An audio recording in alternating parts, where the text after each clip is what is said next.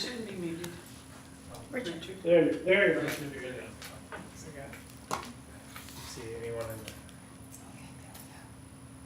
the... Who's handling the waiting room? Do we have anybody in the waiting room yet? Nope. No one yet. Oh. Everybody's on summer schedule. Hi, just as I said, there's Catherine. I get it better. There we go. All They're right. just showing up. You're rolling in. Yeah, I see one more.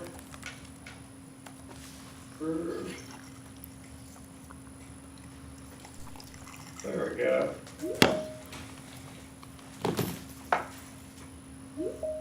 We'll give it a second for everybody to come in. Wow. Everybody is right on time here. Everybody's coming in at one time. Hey, everyone. Okay, what's going on? That's me. Yeah. Trying to make him an organizer so he can admit people. He is. He's a He presenter. said he couldn't admit them. Oh, you should do that. I see it. Okay, so we got. He can't admit people. Carly's office furniture looks like what we have in the visitor center. It does. Probably on state contract. Is that everyone?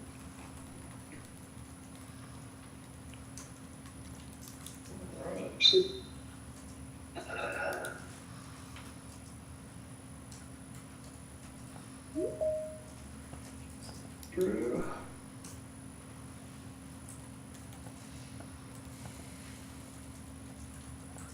A list here. I think that's about. Yep. That's, Ashley, if I'm correct, that was everyone who said they were gonna be here except for Josh, and I know he's gonna be a little late, so. Yes, sir.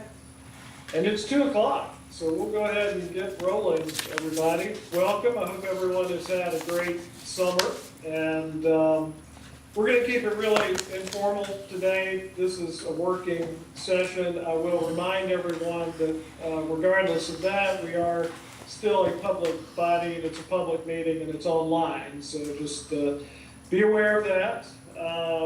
And you know, we've got two things we're going to do today. One, Dr. Adderley's going to give us a quick update on the summer programs and how the summer went and what's going on now that our fall students are back on campus. And then the main purpose is to give us a little time to discuss the strategic plan. If you remember at our last meeting, Martha Greenway with the Greenway Group, who was the consultant helping the school on the strategic plan, presented the plan and basically, you know, put that ball back into our court. And I think there's a lot of good things in the plan, a tremendous amount of work that went into it to give us the foundation of the next plan that we are to adopt. Of course, it's our job to adopt the plan and to put our stamp on it and to really add some of those visionary and aspirational aspects. I think there was, you know, a lot of things in the plan that are stated that help sustain the success that we have and make iterative progress. But as we talked last time, there's some more aspirational things that we want to discuss and big goals that we want to set for the school. I'm excited too because we've got a good balance on the board now of some of us who've been around a little longer, some who've been here kind of in the medium term, and you know, but everyone, as some new board members, everyone's had at least a few meetings to become acquainted with the school. So I'll be really interested to hear everyone's opinion, and you know, you've had long enough to kind of know what the school's about and form an opinion on where you think we need to go. And that's really, you know, what this open session is about. So I will go ahead and turn it over to Dr. Adderley, let him do his brief update, and then we'll jump into the plan. All All right, thank you, Chairman Prosser, and good afternoon to everyone. It's good to see you all on the screen, and I appreciate you taking time out of your day this afternoon for this special meeting. As Chairman Prosser said, I'm going to give a very brief update because normally we'll have a very detailed update during our September meeting, but with this being at the point in the academic year that it is, I thought it was appropriate just to let you know that things are going quite well. We closed out the summer a few weeks ago at the end of July. Total students served over the course of all of our summer programs was 444 students, all South Carolina residents, and representing 34 counties. One thing that I think you'll be very pleased to know that at the conclusion of every summer session, we have always had a session on the next age-appropriate program for each student, and a lot of those students are very eager to apply for the next program. And as we have not officially opened applications as of today, we already have completed applications in the hopper. How they found them online is a mystery, but that shows how well we delivered our summer programs and how eager some of our students are to sign up for the next program. But to have a completed application or multiple completed applications already prepared for our admissions team, that speaks volumes about the experience that some of these young people are having on the campus of the Governor's School. So I'm really excited about how we will continue with that level of momentum moving into the fall semester and throughout the recruitment season to make sure that our summer programs and the residential high school is at capacity moving forward. We opened school in two segments. We started with a leadership retreat, as we have done in previous years. We brought in a consultant, Ms. Shaquana Miller from Next Play Consulting, to work with the members of the President's Council and all campus leaders on leadership styles. Also had a session on whole child awareness in our school culture. And it was very well received by our campus leaders, and I believe it set the stage for a very productive fall semester. That was followed by our all-campus professional development days, where we included new employee orientation, several AI workshops as we continue to focus on the work of our AI task force and those who have participated in the state-sponsored AI classes for teachers and for administrators. And of course, everyone was waiting to go through CPR training and defensive driver training and our dreaded blood-borne pathogens that we have to continue to stay up with as state employees. And of course, we include the open work days for faculty as required by the state. But it was a very productive week of professional development for all of our employees, especially for our campus leaders, leading up to student arrival on this past Sunday. We brought in 122 new students and 108 returning students, and 7 of those 122 new students are seniors. And that is a large group of seniors for what we normally have, but certainly helpful in filling out their instrumentation and the voice classifications as necessary in our instrumental and vocal music programs. But these kids are really excited to be here. And I've talked to several of them, although they won't have the normal or the traditional Govey experience of only being here for 1 year rather than 2 or 3. They worked hard to get here, and they are full-fledged Goveys just like the others. For the next several weeks, we'll continue with extended orientation. If you've been here, you know that during extended orientations, we ask parents to not come and take their students home for the weekend so that they can be fully immersed in all of the student life and academic support sessions that we have for them. That will ensure a certain level of academic and artistic success throughout the course of the year. I appreciate the work on behalf of all employees to volunteer for these sessions and to make sure that our students are more ready to find their way throughout all that we have planned for them as Goveys. So I just wanted to give you a brief update of what happened during summer and how we're setting the stage for success for this fall semester. And already we've had 2 community meetings, and I can tell you that the students are really excited to be here. There's a level of energy that I may say this every year, but it's unlike anything I've ever seen because of the level of camaraderie and collaboration that we see growing every year among our student body and among our campus leaders. And I'm just eager to see what this year leads to with all that we've accomplished behind us and all that we have planned moving forward, especially with our new strategic plan. So that concludes my very brief update, but I just didn't want to let the day go by without letting everyone know that summer was incredibly successful, and we have launched what I believe will be an incredibly successful fall semester. That's great. Sounds like we had a really good summer. Any questions or discussion with Dr. Adderley before we move on with the plan? Anyone? All right. Okay, thank you, Dr. Adderley.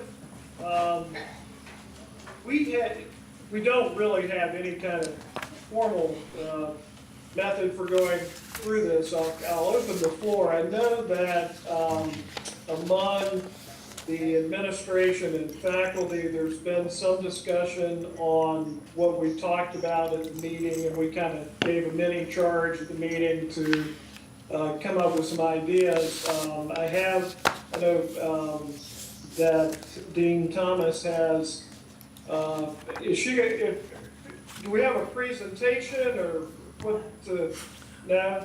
We don't have a presentation, but I would certainly Do you all welcome any comments. Unless somebody else from the board wants to kind of set the stage, which I'm happy to, entertain. If not, why don't I don't mind talking. why don't we let Jennifer hop in here? She's ready to discuss it at your Okay, pleasure. well, good. Let's start there. Thank you, Mr. Chairman. Have you had an opportunity to share a document out with the board that Dr. Adderley shared earlier, or? Did that go out? I think it It did. Okay, everybody has that. Okay, good. So what this is just a goal, not just, there's nothing just about this as a strategic kind of big picture, but the document has an executive summary of this idea, both pillars of which are already kind of percolating within the school as areas of interest, as having a lot of potential for us, as having some operational budget already in place, but then these are much, as the board has charged, these really have kind of a larger scale. So the overarching idea for this vision for 2030 or this strategic horizon is truly achieving international distinction. So to set a goal that over the next 5 years, we're building on our foundation within the state, the pre-professional programming, to really emerge as an internationally recognized model for secondary education, and also in terms of research opportunities that could be fostered by some of this work. We would expand the scope to an international global experiential learning program. That's pillar one of this idea.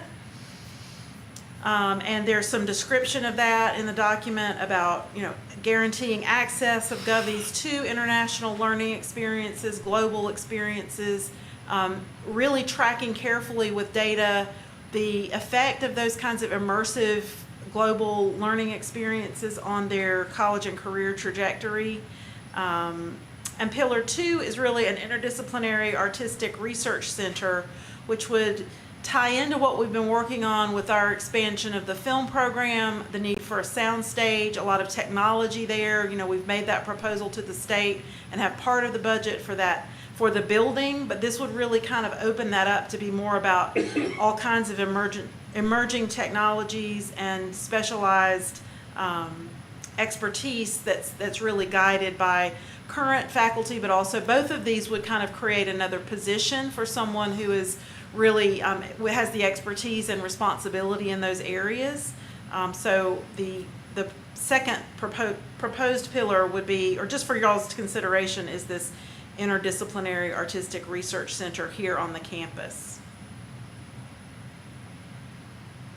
Jennifer, on the international piece, which I like that focus. And, again, we talked about, we need to bring good ideas in from everywhere that we can and compare ourselves sort of across not only the country but internationally. And we have existing international programs that are somewhat ad hoc. I know that they've kind of Right. Yes, sir. materialized over time with certain faculty members or certain departments.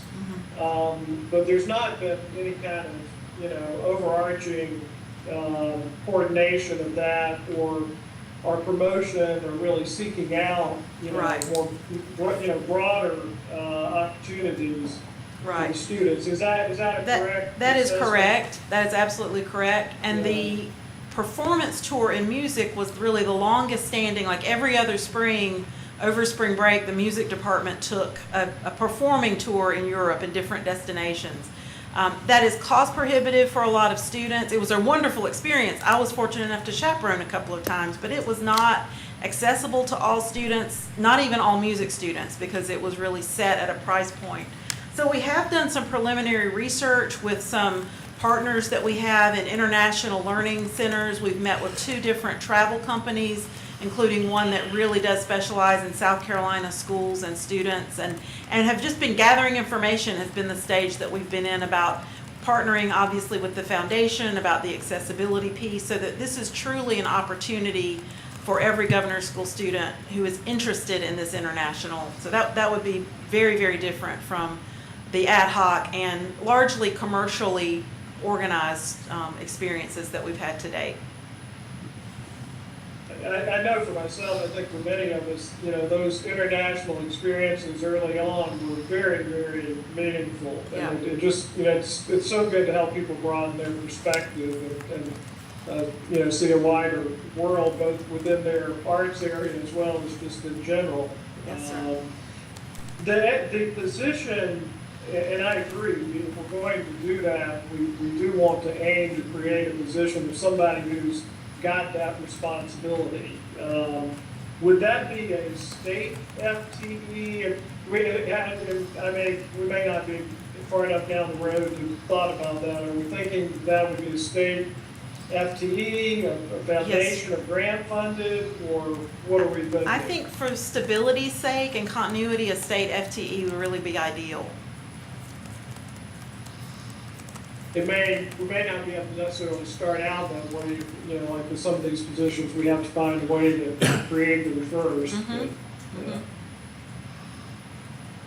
But, Well, why don't we talk about the international piece, the pillar 1 for a moment?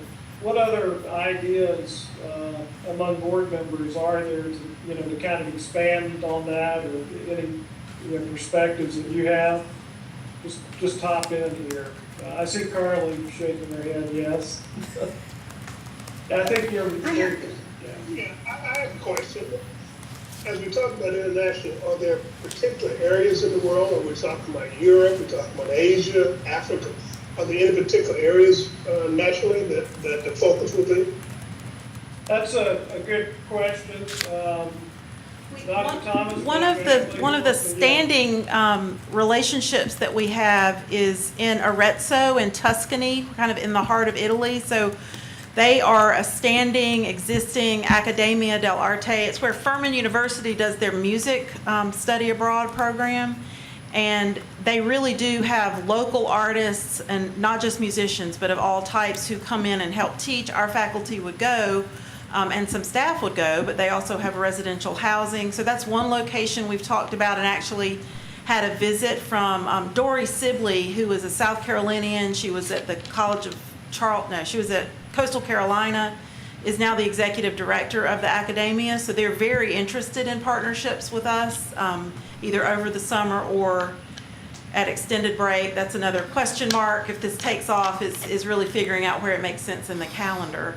And then the tour organizations that we've been talking to are really willing to put together travel to wherever it is that we kind of set a curriculum and are really interested in going for a learning opportunity. So we really do have the ability to create this based on curriculum and programming, and certainly I'm all for take a trip and see the sites, but this really does need to be built out as a pretty significant learning experience too. So we've got a lot of partners in that in terms of building other destinations. That's certainly open for conversation. Yeah, I think those for organizations, you know, in the other destinations are really important for sustainability. That's, you know, it helps to be able to have a really meaningful program and know that you have it, you know, covered year to year. And the opportunity for domestic travel, although we are talking about international, but a trip to New York City, for example, or to San Francisco, or to Chicago or Detroit can also kind of be part of the planning or kind of baby steps towards this trip. That's also been something, or this kind of learning experience, that's also something we've been exploring. Who else wants to chime in? Carly, did you have something? Just to say, I think this is an excellent idea, whether it's domestic or international, incorporating this kind of expansive experiential learning for the students at this age in particular is so important. And there's a huge infrastructure around collegiate level study abroad that I think we could tap into to make customized programs even for secondary age students. So yeah, there's a ton of potential there. Yeah. One other, yeah, Ray, go ahead. You're muted, so you may want to just unmute there. There you go. Can you hear me? We can hear you now. I do think it's a great idea. The one thing I would like to ask you to consider early in the planning stages is how will the students be selected to participate? Will we use this as somewhat of an incentive for maybe behavioral excellence? Will we use this somehow, you know, in the rule book that in order to be considered, you can have no behavioral issues or no suspensions or no, however you discipline the students there, to try to use this as an encouragement to maintain that excellence within the school and the students. I think early on, you have to consider that some students will not be able to afford this on a personal standpoint. So in planning to look at this, I think you have to do like every high school band does in South Carolina. If our band wants to go to Ireland and march in the St. Patrick's Day Parade, then 2 years before that event, we start having fundraisers to try to make sure that every student that wants to go has the opportunity to go. So I would just ask you in looking at this and planning it to keep those two things in mind in your plan, selecting the students and then the affordability. Yeah, that's a good point. But, kind of like we do for the arts medal, you know, not everyone gets the arts medal. You know, there are certain conditions for that beyond just, you know, what you have to have for the degree. And when we have disciplinary issues, you know, that prohibits somebody from getting the arts medal. So I guess we should all get prepared to buy gift wrap paper, right? Popcorn. That's right, that's right. I remember those days. Well, we have a history of, I think, dealing properly with all this stuff, both from the standpoint of the disciplinary areas, as you mentioned, and I think, I mean, that's a fairly limited number of people in any given year, I believe. And second, I think with our foundation and so forth, we have a long history of helping students do whatever they need to do, but also doing it in a way where nobody kind of really knows that they're having to have the need. So I think this is something that, it's a good point, but I think this is something that we historically and naturally deal with pretty well. And we are unique in that we have a foundation, you know, relative to just a normal public high school that doesn't have that vehicle. The other thing, Jennifer, you mentioned housing, and I can't stress how important that is. I mean, you know, my kids have had some good opportunities, and I remember a few years ago when my son was an undergraduate, he went to do a summer in Madrid at an aerospace engineering school there, and because he was the only one from his university going there, they didn't have prearranged housing, so it was just an absolute nightmare trying to figure that out for one summer in central Madrid, so, you know, but, and certainly as the groups get larger, you know, that's sometimes where those sister organizations really help. And like Carly mentioned, a lot of the foreign, you know, higher ed or similar institutions use their housing during the summer to house students that are coming in for these programs. But it definitely requires somebody to be coordinating all of that for sure. Kim, did you have something? You're muted. There you go. Yes. And I apologize, as I had mentioned to Chad, we had a huge storm. I see some of my Fort Mill people. Comporium's still having a time out here, so go like this, because sometimes I am catching up with you. I see Ray nodding. Some of my questions were answered. Irv and Ray, you brought up some good questions. This is just a side sheet. We were just talking, Chad and I, before the meeting. We've got now grandchildren even traveling internationally. We've traveled a lot, so of course we all know the value of it. Started young, they've had these opportunities in college, and they've continued into adulthood. So of course, the cost immediately concerned me. Learning how the demographics of our students have somewhat changed from the early years when I had a student there, residential in Governor's School, and there one in the summer. You're breaking up a little bit, but we're hanging in a little bit. I can help as well. Recruiting, we can only, can you hear me, Chad? Yeah, you're good now. Yeah. Okay, there's a lapse here. You know, we can only recruit students from South Carolina. Right. What kind of recruiting tool have you seen that you anticipate that this will be for our South Carolina students? Many who we will really.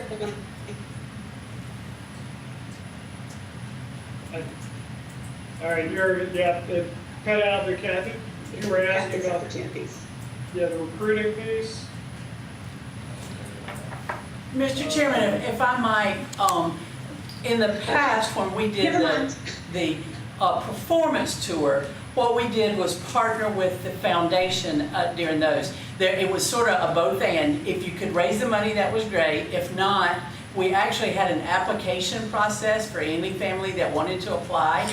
And then there was, you know, based on need, and the participants had no idea, you know, that the other participants were there on a scholarship, but it was purely a scholarship from the foundation. There was a specific fund that particular year that was used. So I think it would have to be a both and with the foundation to partner with and make sure that there is some foundation, some scholarship available for those that could not afford it. But that was very successful in the past when we were doing the performance tours.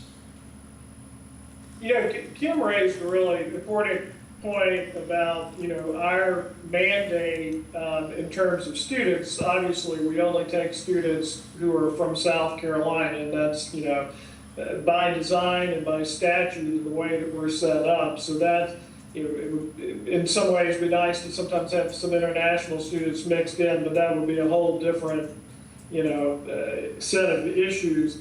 But I'm curious in terms of any kind of faculty residency, either, you know, to bring in someone, an international faculty member, or it could be, you know, it could be somebody from Interlochen or Idlewild or one of the other schools, or, you know, somebody, an esteemed artist from within the U.S. It doesn't necessarily have to be international.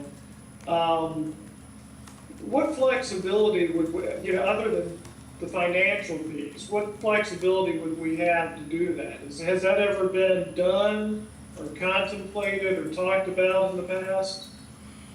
Well, certainly we bounced some ideas around. That's very much aligned with our guest artist program, because we bring international guest artists in, and as you might recall, some of our alumni are international artists and have come back to work with us. So certainly that's a possibility. And we have some relationships with a number of individuals or institutions that have international campuses that we could exploit to make sure we build this out. I'm thinking in particular the Sydney Conservatory. We brought Daniel Herskovich over as a guest artist a few years ago, and then the connection we have with Berklee College of Music and their campus in Spain certainly is a good opportunity because of so many students that we have at the Boston campus to make arrangements to do something with their campus in Spain.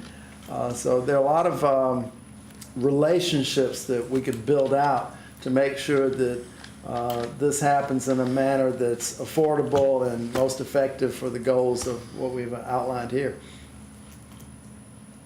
That, yeah, it really helps build those ties if you have those reciprocal relationships. If someone comes in for a semester or even a year, the guest artist program has been tremendously successful. It's a very short-lived thing, obviously, but if we were able to have someone, say, come in for a full, half a year, that would be of a different order of magnitude that could be beneficial. I don't know what, I think it's worth contemplating as we look at, what are the possibilities here. Mr. Welling, you're good at pushing the boundaries of possibilities. What do you think? Well, I like this whole idea. I mean, it's kind of right in line with what I have been talking to you and some others about a really bold vision for 20, 30 years down the road.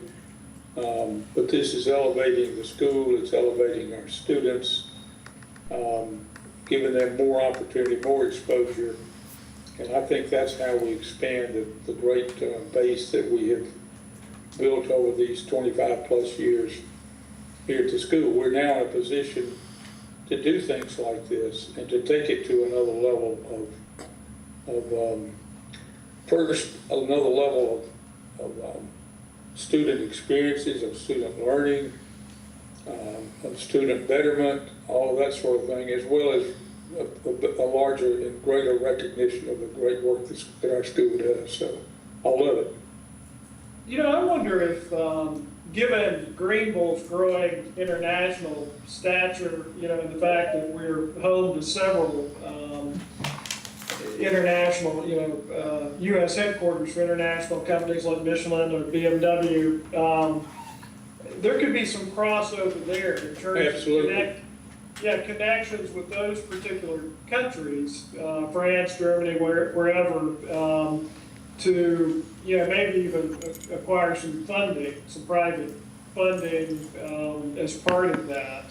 I think that's right. And while there's certainly a concentration of that in the upstate, but there are others like Volvo and others throughout the state too. So it's not just in the upstate. So Right, exactly. The good thing is where the school is positioned, though, it's sort of a natural Yes. I think. Right. Okay. What else on the global international piece? This pillar one. What else? What other thoughts do we have? I'm looking to see if I see any hands. I don't want to miss anybody. Okay. Anything else? Jennifer, Dr. Adderley, Matthew, from the table there, Ingrid, you all are muted, I think. Sure, Mr. Chairman. Yeah. Dr. Thomas asked would I speak very briefly to the recruiting piece that Ms. Lee asked. Not only would there be the internal recruiting of current students to participate, but this would be something that would lend itself towards our recruitment around South Carolina. As Ms. Lee noted, that obviously all of our students do come from South Carolina, but this is the kind of opportunity that many do not experience in their home schools. It would be something that I suspect would be very attractive to them and would enable us to tout yet another asset or strong component of the governor's school. So certainly it would, while that's not a primary mission driver, it is a very fortuitous benefit. Yeah, it's Great great point. branding and recruiting, you know, publicity to the school for sure. That's a great idea. Matthew, can you hear me? Yes, Yeah, we can ma'am. hear you. Okay, I have had to just silent on the phone, so I just wanted to let y'all know I'm back and I heard that. Thank you very much. Absolutely. Thank you, Miss Lee. This is what happens when we go back to the age of dial-up, right? Jan, Yes, Sandy, yep. you go can ahead. hear me, okay. While I was at Columbia College, I developed an international program. I tried to talk to you a few minutes ago, so I'm stepping backwards again. But I developed a program where I took students abroad their third year, and we worked in international schools. And I just thought that would be such a good idea to collaborate with the school here and the international schools. I don't know if any of you are familiar with the international schools. They are taught in English, but they have children from all different countries surrounding the country where the school is. And so the students have opportunities for many different types of experiences. And I'm sure there's strong musical international schools where the music and other arts are strong.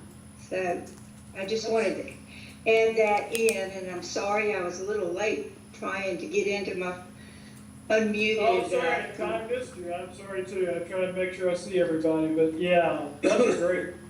That's a good point. I'm familiar with the international schools from places I've lived abroad. Do they have, is there like an association or some kind of overarching affiliation that they all have?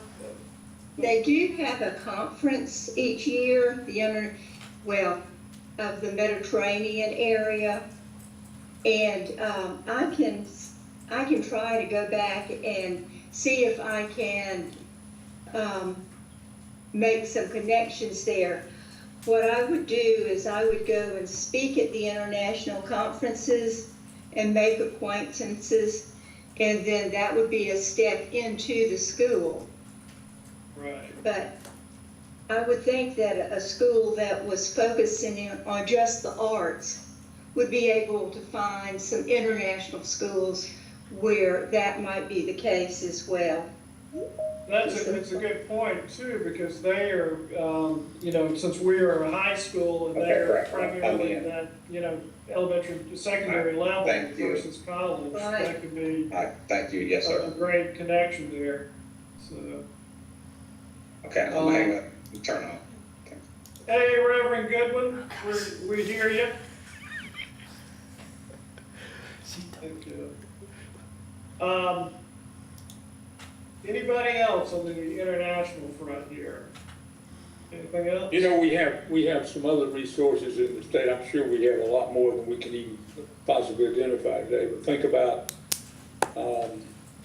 South Carolina has an international business program, and they've got a lot of connections. And while those are not art connections necessarily, that might be something to explore as well. So, and I'm sure there are others I know.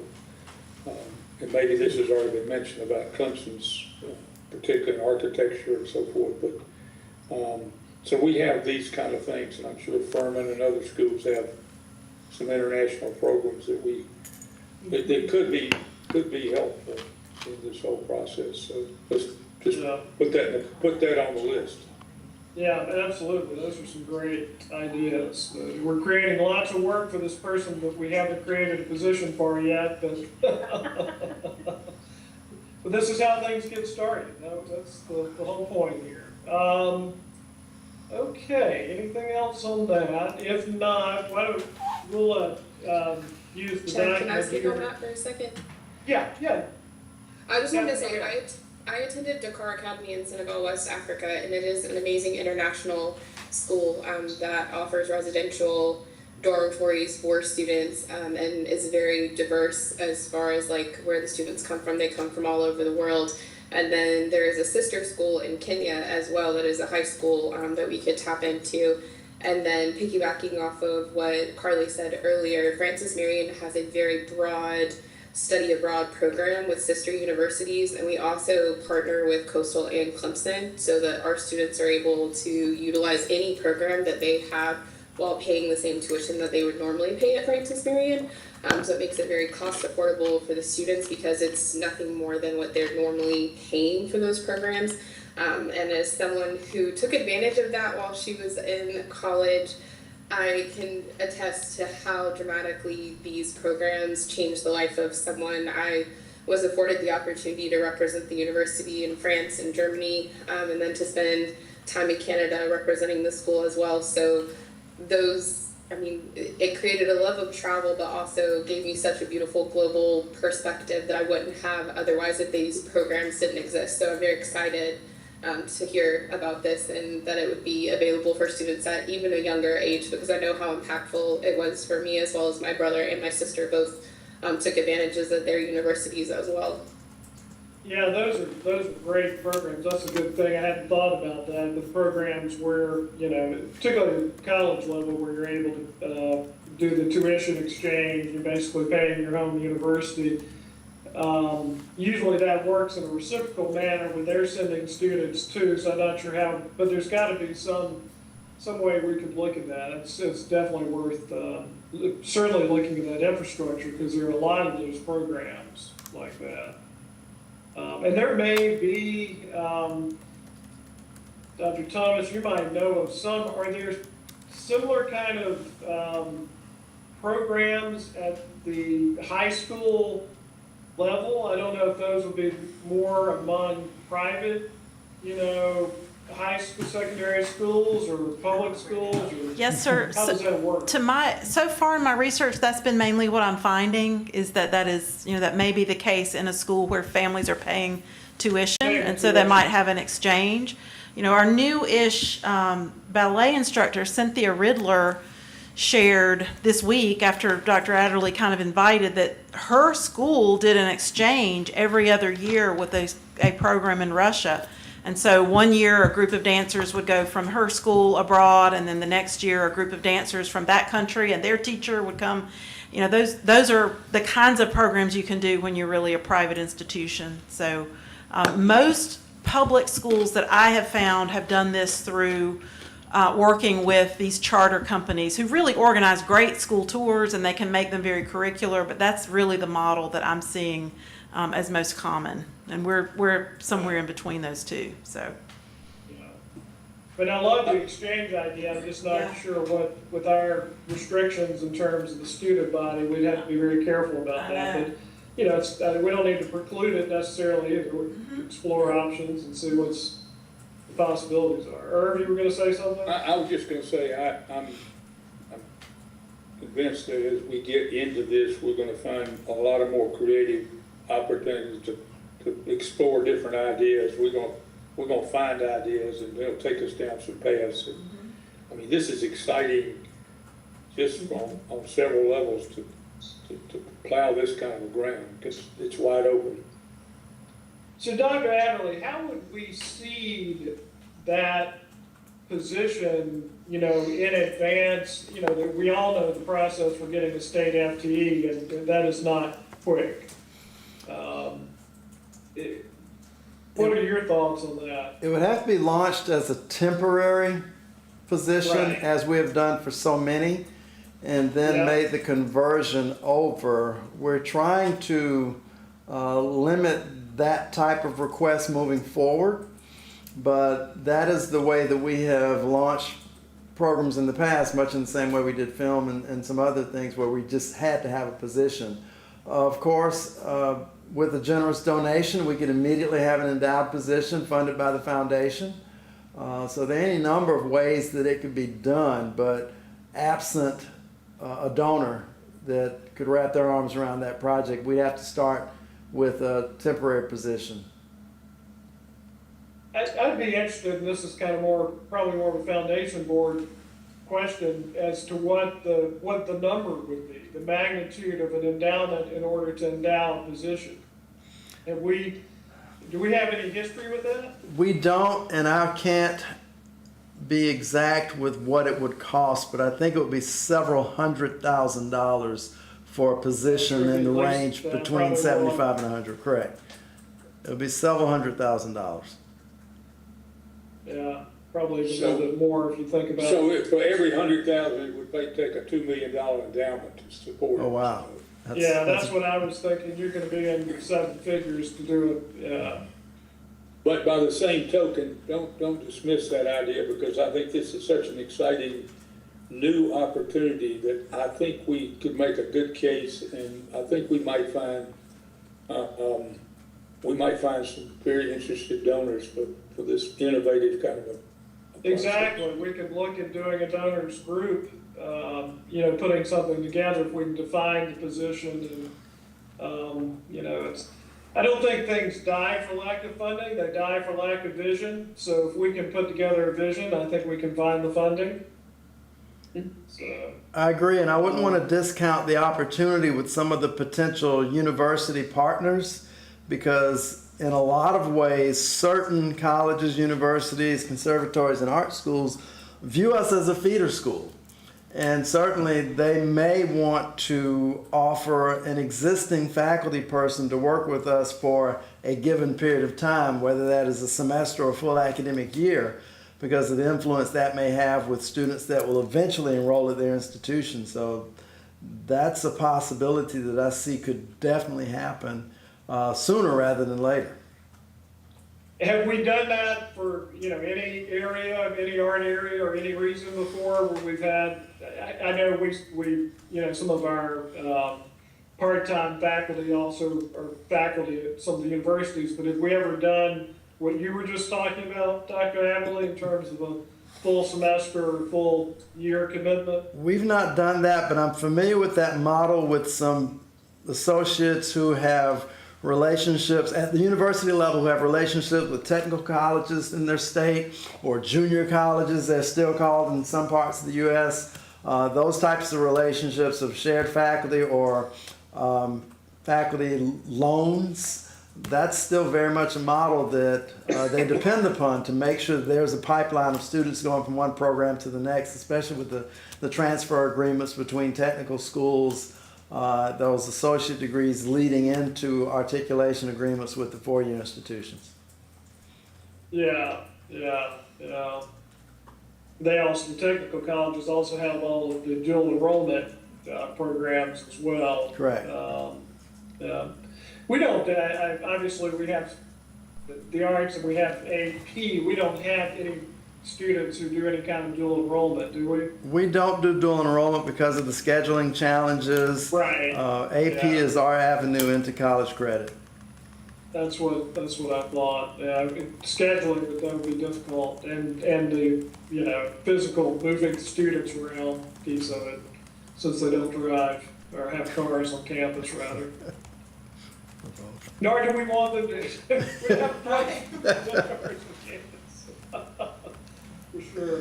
All right. Anything else on that? Anything? Everybody? Okay. I don't see anybody else. Let's go to pillar 2. And again, Jennifer, I appreciate your giving us a framework here to talk about. This is very helpful. And we've talked about this interdisciplinary piece in so many different ways. And that was really the impetus in the last strategic plan for the film program. Yes. And it was partially a way to address the silos that we had that were pretty hardened, you know, way back when. Yes, and to get participation among the departments was a challenge, but there's such a natural overlap in programs like film, and I think we've all expressed a desire to even expand those kind of interdisciplinary opportunities. I like the folding in of the other, you know, the technology part of this, because that is such a driving force, and you know, as the future defines itself, as going to be a driving force going forward. I'll just open the floor on this one, on the interdisciplinary, the film piece. Part of this includes, discussion of capital projects, which remind us, Ms. Beams, it's so nice to have you with us today. Remind us what we have for, I told them they locked the conference room door, they're not letting Betsy leave. So we're, even though she's technically retired, or thinks she is. That's right. At least think I am. Currently, we have $1 million in the checking account, so to speak. And still need to get that. That's what they allowed us for phase 1 and to get it started or get it planned. And that was against our request of how much? It's against the request of a total of 7. Okay, yeah, I knew it was a multiple of that. Okay. So that is what we're talking about. That's for the new building, which would solve several issues. There's kind of the movement or the the gallery to the public side of the campus, providing space for film and the sound stage. You would have the new gallery for visual arts on the public side. What else? Film, of course, the sound stage. What else, Dr. Adderley, is all mixed up in that one building project? We would have some flexible instructional space so that as course requirements change from semester to semester, additional classes are taught in that space, because although we're doing a good job of sharing existing space on the campus, knowing that we added a 6th art area and didn't expand the physical plant, we've got to be able to make some shifts when we need larger classrooms or even smaller classrooms, depending on what's being taught for a particular semester, because the curriculum changes. We just need more instructional space and some additional office space as well, but primarily instructional space. And for this particular pillar, research space and places where we can house technology, we can deliver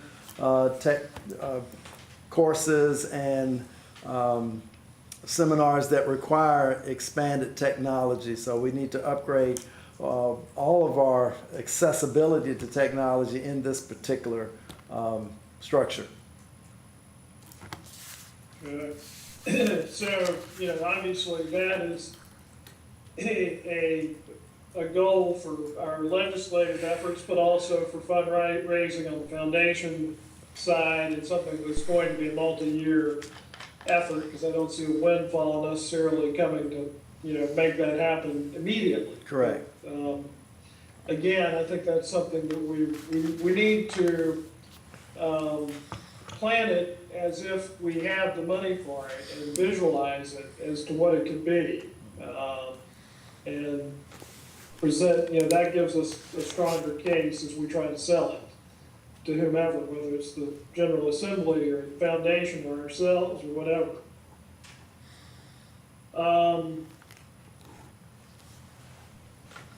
What else on this? Here's a question. In terms of, film was our big cost lab out of the last strategic plan as an interdisciplinary program. What would you all perceive if you could dream up your best case for a new interdisciplinary program? What would that be? What would you see being important to have next? And before Dr. Thomas, has a heart attack, we're not necessarily talking about starting a new program immediately. But if we had the ability, what would we do? What program would we start on an interdisciplinary basis? What's a good, bold program? 2 thoughts to consider. One might be production, like having an area where students who are really interested in the technical side of the arts would have a track. The Fine Arts Center here in Greenville has a really robust program in technical theater and technical design. So that's a thought.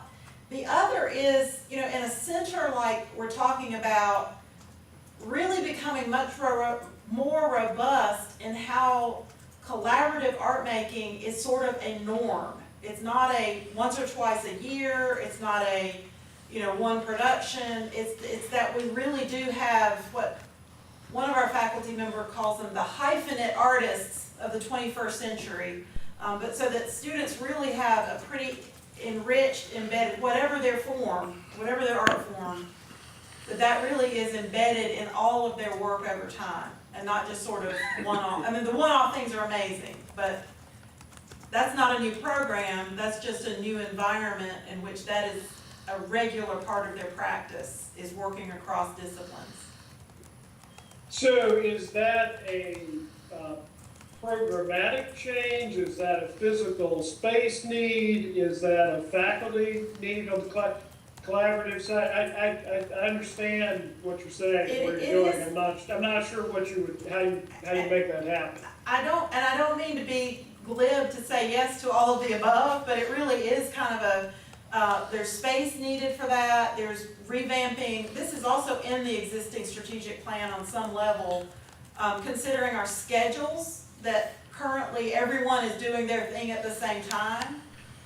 But when I look at the infrastructure that this interdisciplinary artistic research center could provide, it would really house this kind of art making. It would be something new in terms of a standard for art making beyond just departments working together, but that this would actually be something that we're known for. That makes a lot of sense, and I think both of those programs, some technical production focus as well as, which would require some capital investment in equipment perhaps. We talk about the planning, the space, and the programming, but both of these things you mentioned are kind of natural outgrowths of the programs we have. They're not, something we need to go build a new building for, entirely new building. It's more of a change of how we do business in many ways, right?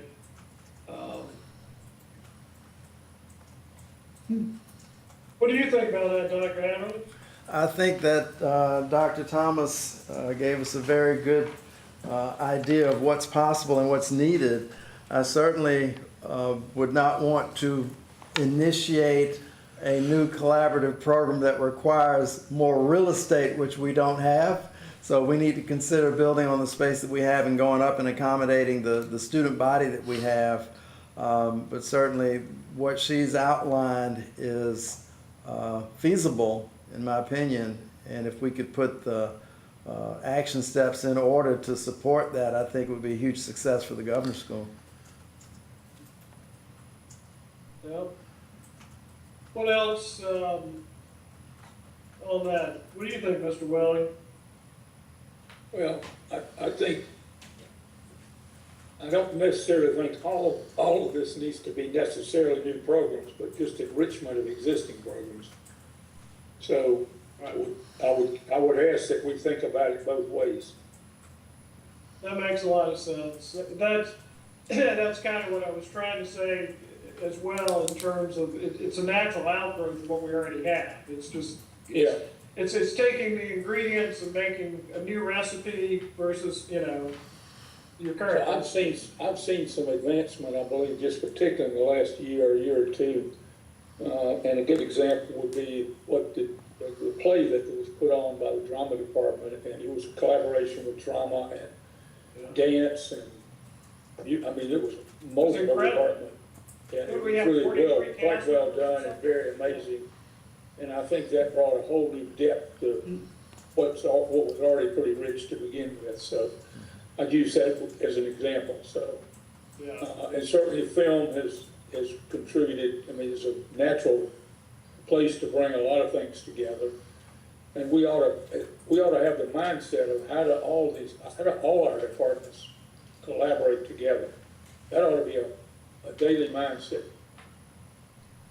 I thought one very practical thing that Jennifer brought up, which I think makes a lot of sense, and maybe something may not be easy to solve, but it's solvable without necessarily more money or another building, and that is the scheduling piece, if there's a way within, not necessarily every academic day, but, once a week or something to arrange that ability for people to collaborate, and even, sort of put them in the same room, so to speak. And so, this is the time to talk about ideas or develop, ways that we can collaborate. I think that's a strong, And I guess I'm saying that it's not just a matter of getting everybody in the same room, although that's great, and we should be doing that, but people need to be constantly thinking about it as they think about their departments and so forth anyway. How do we, because it does enrich the learning and the experience, I think. right.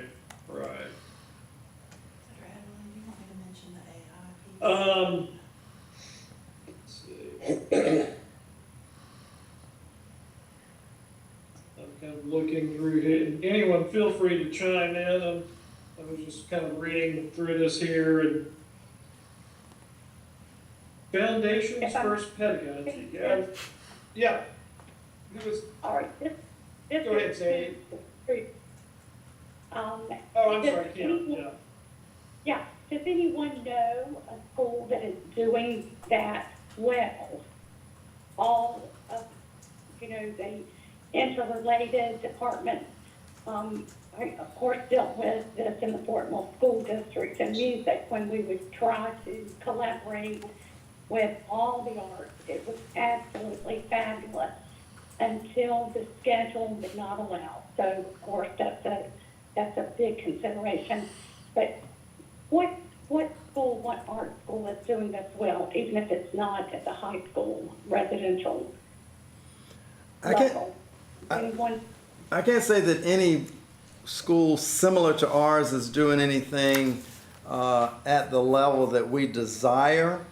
Oftentimes when we research and find an institution that may collaborate, you're talking about a project or a performance opportunity, and we're looking to get beyond that and really embed this into our curriculum much more than it is right now. So if we're looking for true interdisciplinary artistic collaboration research at the level we've got outlined in this proposal, we're really looking at being the state, national, and international leaders at this particular level, because no one's doing it at the level that we desire. Much in the same way we look to compare ourselves to another residential high school or another school that may go by the term governor's school. We're so very different, and we want to continue moving along those lines where we're unique and we're the leader out front from other schools that may be similar. And that's just where we do our when we gather and we think about how to plan the next big ideas we have here. We're not necessarily modeling on another particular campus. We do see lots of examples of this in higher ed. There are lots of places that are doing this well, and that's kind of almost our comparison point, is like, how are we preparing our students for those programs? Good point. Well, let's ride the vacation again. Yeah, that is a good point. There are a lot of higher ed examples out there. I think there's so many directions this interdisciplinary, there's several factors going into this mix. So as we talk about, providing leadership, programming, scheduling for this collaboration, one additional element we haven't talked a lot about today, but we did last time in our meeting, is how technology, particularly AI, factors into that, and how to blend that in what we do. And I like the foundations first approach you have here, because I think that dedication to craft is very important and will always be part of our secret sauce. So we don't want to give that up. So what we're talking about is how to then use technology to enhance that piece. The other thing, and these are two random, somewhat non sequitur thoughts, so bear with me here, but as we talk about this mix with this particular focus, is entrepreneurship. And that's something we talked about last time briefly as well, because we have students who go in all directions when they leave us. And we do have those that are interested in a more entrepreneurial pursuit, using their art, whether they, go straight out and become, an artist that's practicing and making a career out of their art immediately, or, they're going on to higher ed and then doing something. But we've done, on the entrepreneurship piece, we've done a few things where we brought in people. Give me some examples, Dr. Adderley or Dr. Thomas. How much have we scratched that surface before? Sure, Mr. Chairman, I'll talk briefly. Yeah. There are a couple of areas. One, Dr. Fennessy will remember Ms. Tucker, who has taught some career in the art work in our visual arts department. We have brought that in through a variety of speakers and part of our co-curricular programming. That is something that we see a continued interest of our students as they do enter now.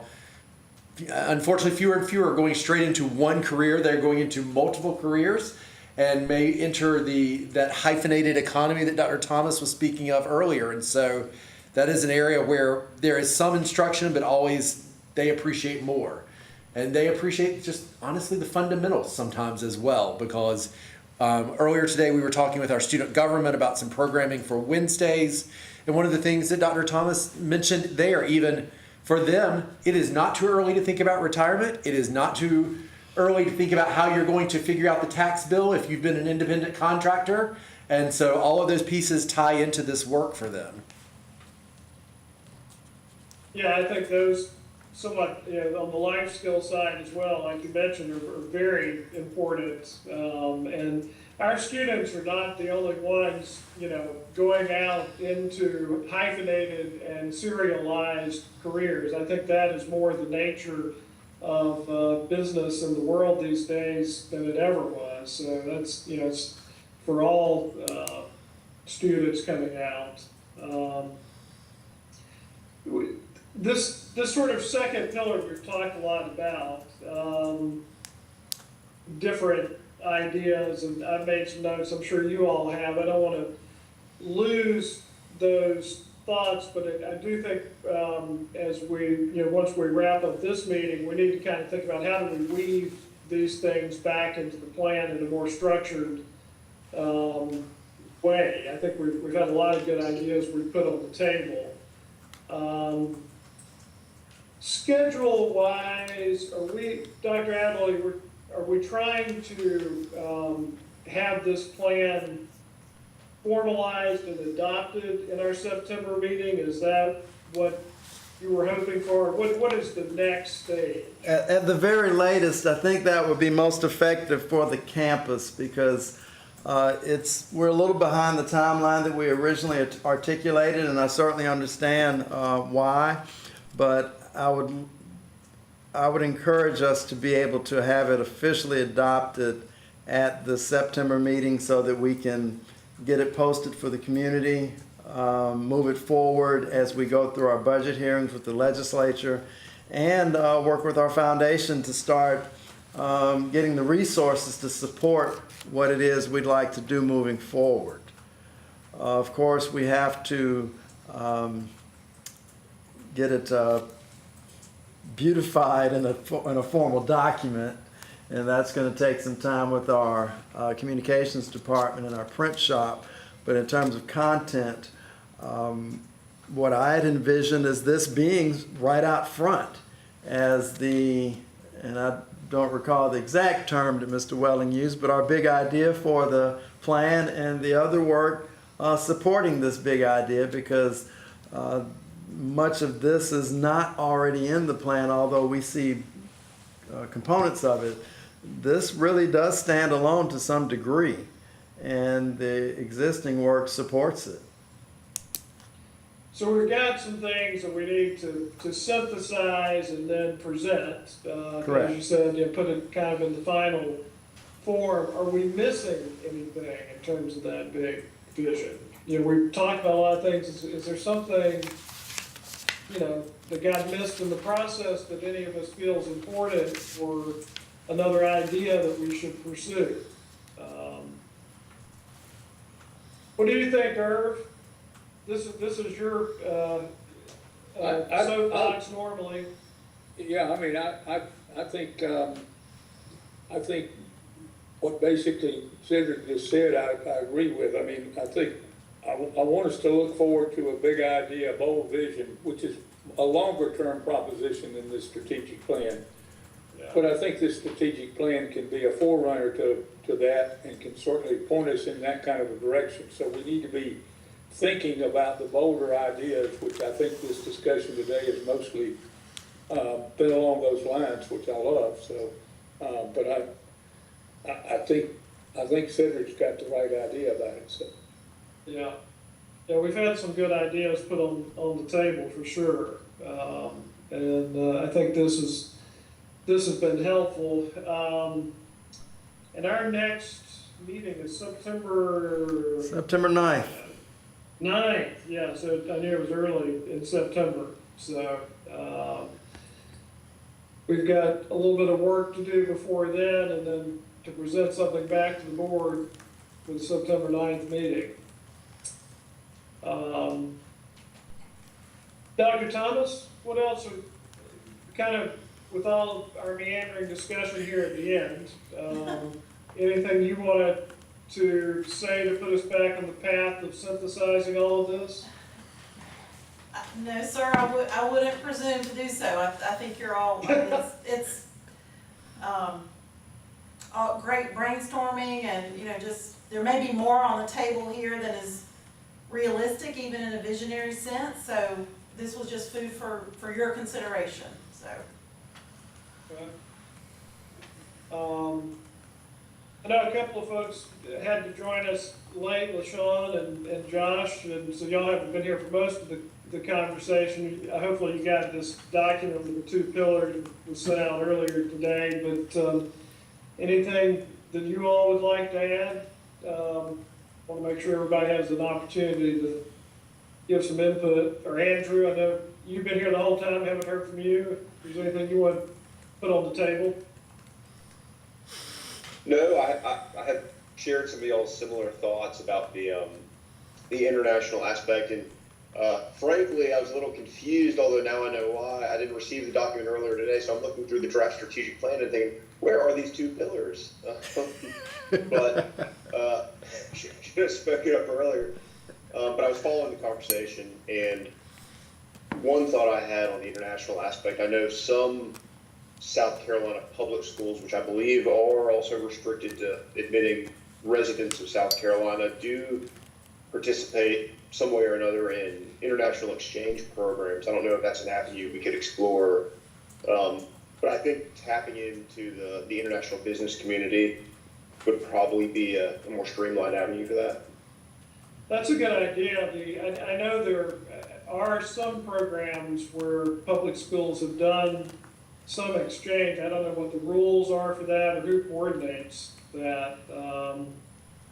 If that's, does anyone on staff know anything about that? We've not had students participate, although summer programs are great opportunities for students to venture out into international summer programs. But with us being the specialized school that we are, with specialized 2- and 3-year curricula, that's not the best avenue for a student that really wants the full government school experience to go away for a semester. I think what Andrew was talking about is where an obviously the exchange could go both directions, but I think he was talking more where an international student comes here. Well, that's written into our founding legislation where we could charge tuition, sticky for us. but we've not done that during my tenure and have not had anyone approach us wanting to do that. I can't speak for what happened in the first several years. No, we've not done Yeah, I that. mean, we have our own enabling legislation, which I Right. think, it makes it a little difficult, but I know some public school districts have done something like Andrew was talking about. I don't know how they do it because, their mandates to serve their school district. Right. That would be tricky for us because it would take up a slot of a South Carolina Yeah, resident. So it's that's true. not a priority for Although, sure. if you need a male French horn player who, also does stopgap animation, and some of the times we have these specialty beats, you might find one in Croatia or something. That's very true. That's very true. We will keep that in mind, Mr. Chairman. Well, I would also suggest that if this is something that we have a strong case for, Sure. then we need to get some, legislative clearance or something on that. If it's a strong case, I bet we could get that done, so. Sure. We could, I don't know that that would necessarily be the priority we want to pursue with the legislature, but, it's good to know what the possibilities are and Right. are not, and then we can decide. I'm not advocating it, I'm just saying. Yeah. We shouldn't be closing our eyes to anything that makes sense, we ought to be able to pursue, so. Yeah, and that may be something that, over time becomes a natural outgrowth of some of the international programs we're talking about where we take our students, to other places. Yeah. At the end of the day, what we want to do is things that will enhance and improve our student experience. So if this is one of them, then we should be able to make that case for it. Sure. Absolutely. There could also be, this is Jennifer, there could also be some sort of like international house that we find a housing option for just those exchange students and they all are residential together. There could be ways that we're thinking about that don't exist currently, but that they aren't taking a bed in the residence hall. Right. And there's a sort of, global center for global gubbies, there we go, from all over the world who come to study. That's right. My point is, let's don't close the door just because we think something might not be permissible. If it makes sense and if it's enhancing our program, we ought to be working towards it, so. I think, that kind of sparks maybe one last area of conversation that we should talk about, and that is being this center for, creative thought, for, being a thought leader in the arts, whether that's within South Carolina, for our public schools, or, broader community in the state, or even beyond our state, being that creative center. I know if we think about things the school has done historically in that vein, you would have the teacher programs that we've done for to provide credits for the continuing ed, right?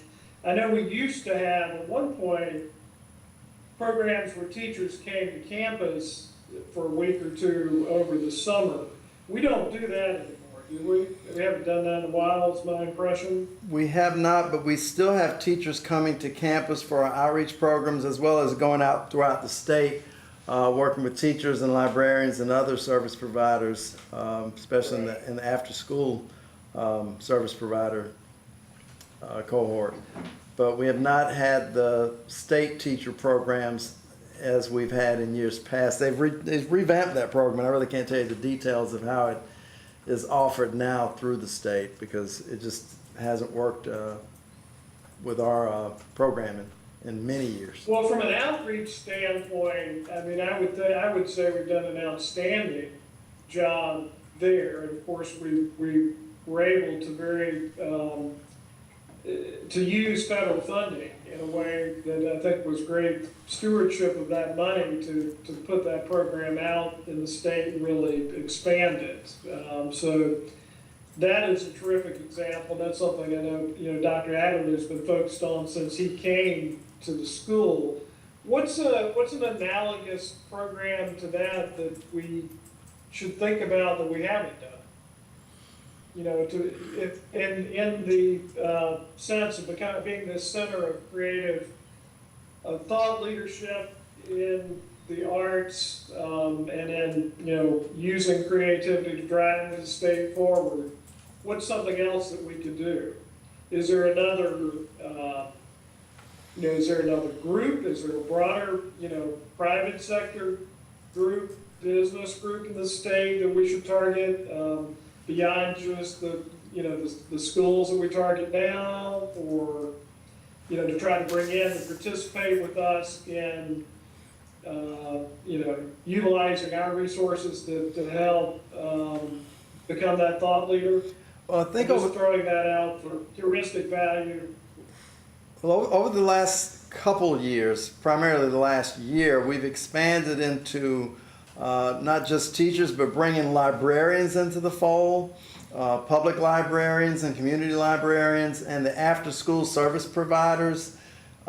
They've been working with our outreach team, and just like it has been the case with other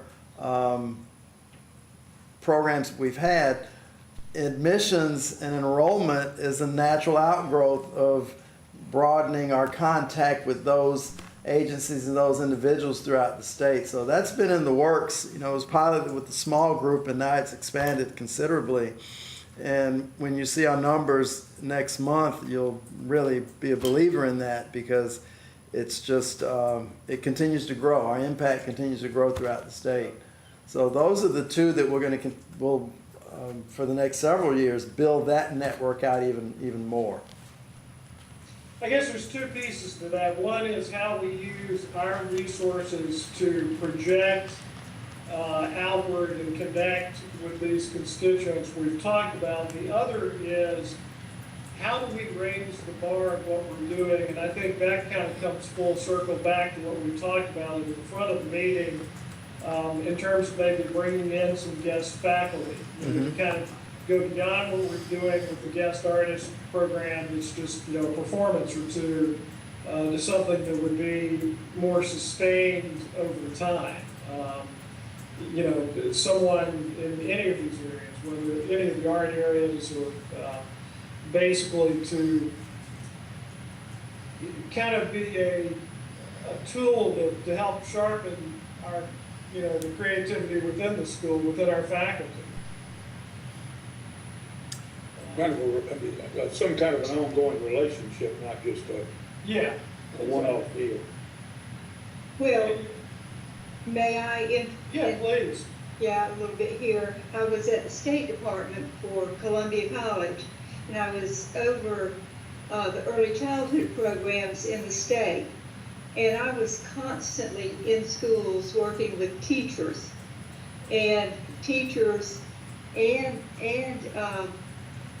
their supervisors as well don't have a clear understanding all the time of how children learn, et cetera, et cetera. They were anxious for these programs to be, for me to go into the schools and provide instruction to the teachers, in integrating music into learning, the reading, the writing, all of it. And the arts have a very strong piece in helping children learn. And I got excited when I read it here, and I saw where, that within this strategic plan, we're looking at working with teachers.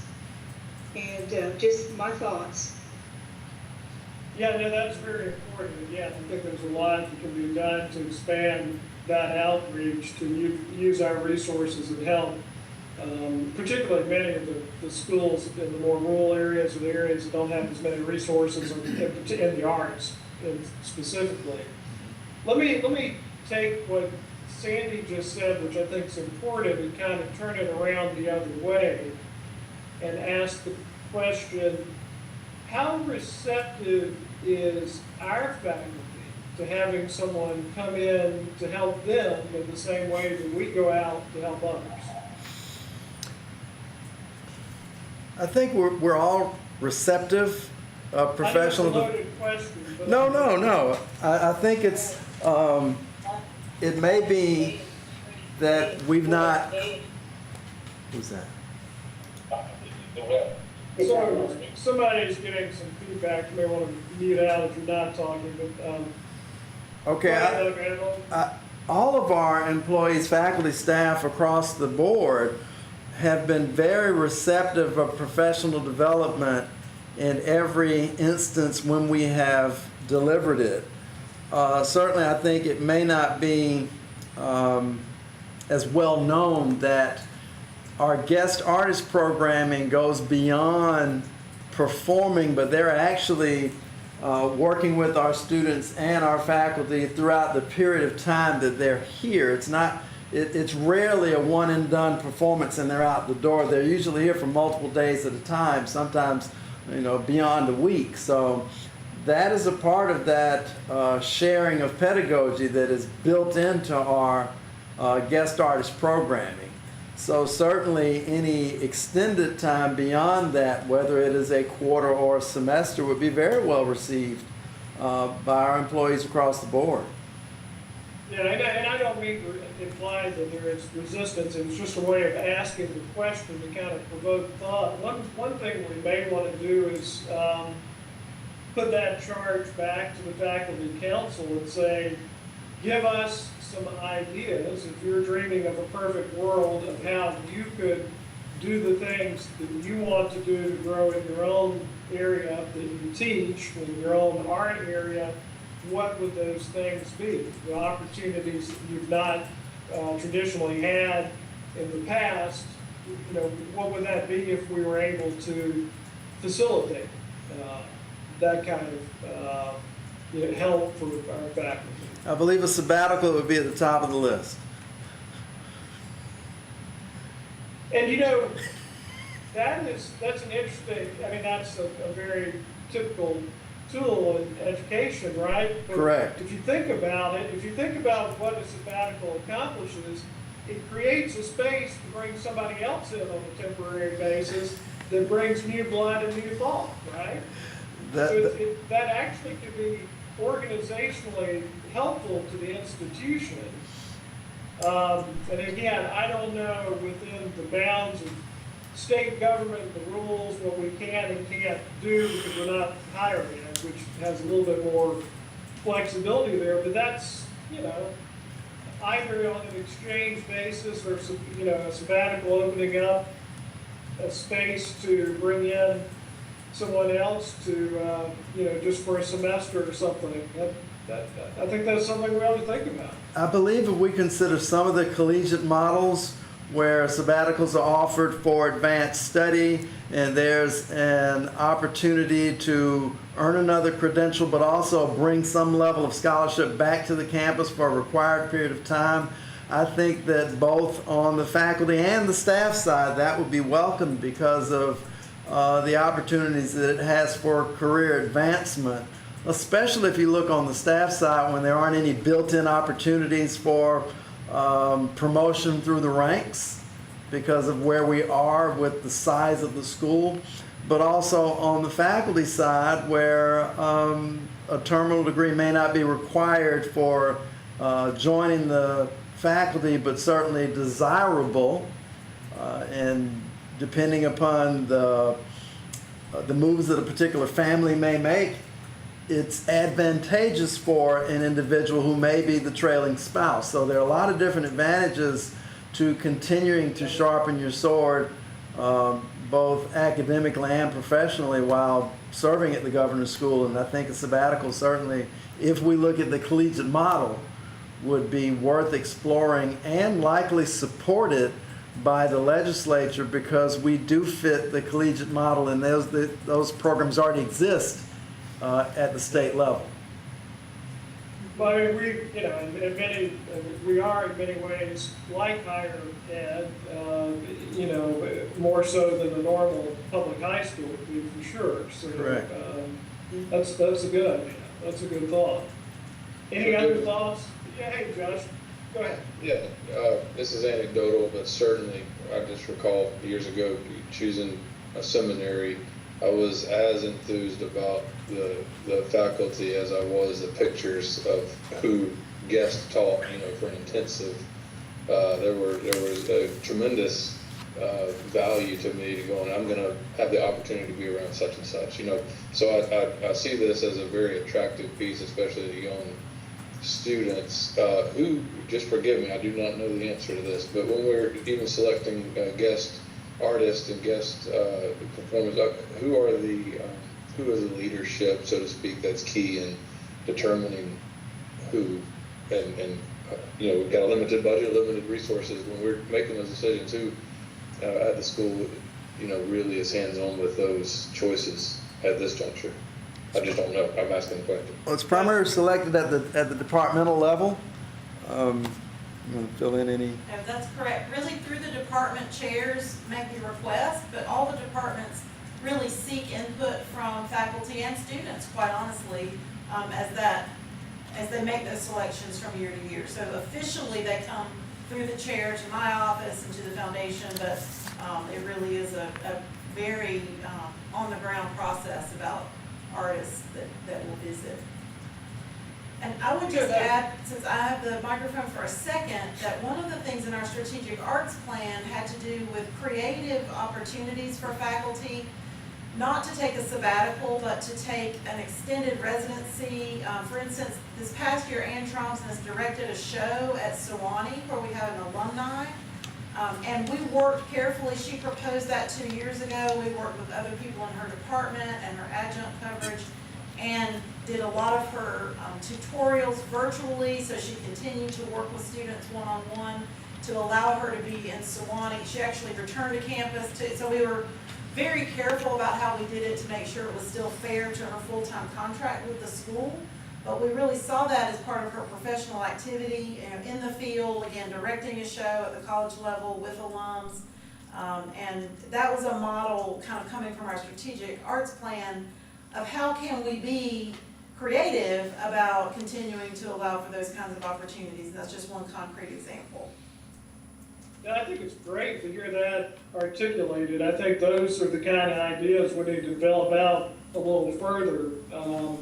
Going back to Josh's point, which I think is a really good one, when I was just doing some of my own research before our last board meeting, kind of just looking at where we sit competitively and looking at other art schools, both public, private, you know, mostly out of state, and trying to compare them with us. One of the consistent themes, you know, particularly among, say, maybe the higher level private institutions where students were choosing and, you know, their families had the ability to pay for them to go there.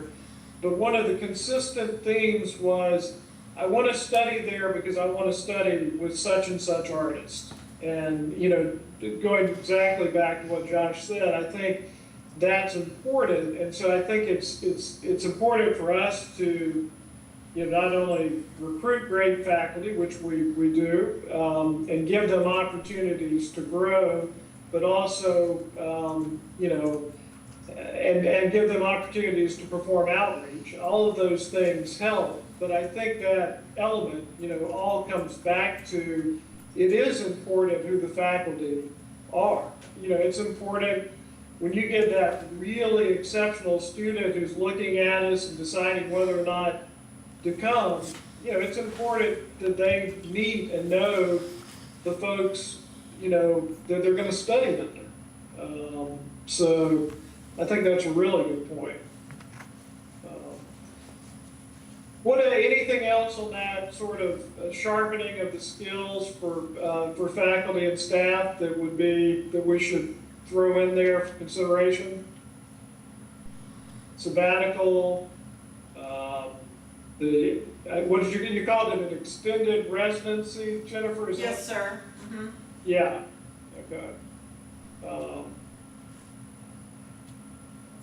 Anything else from anyone on that? All right. What else can we put in the mix? Dr. Adderley, is there anything from your standpoint that we have missed or feedback that we need to give you, or would you prefer us just adjourn and not give you as much feedback? No, I really appreciate the feedback and the robust conversation. I don't think we've left anything out, but I definitely appreciate all of the input that we've gotten over the course of this meeting. It's been very helpful to have this level of discussion and this level of, brainstorming, because that's what makes us stronger. So I'm digesting all of this and think that we've accomplished a lot in this meeting. It's nice to have just a less formal opportunity to do some brainstorming. It is. I think some really good ideas have been put on the table today. Yeah. Anything else? I don't want to leave anybody out, or if anybody has any hanging ideas that you want to pitch before we leave. Anybody? All right. Sometimes, when you're trying to do these meetings, you can't tell whether somebody's answering an email or talking to someone else, or they want to tell you something. But I think everybody has had some great input today. I appreciate everyone attending.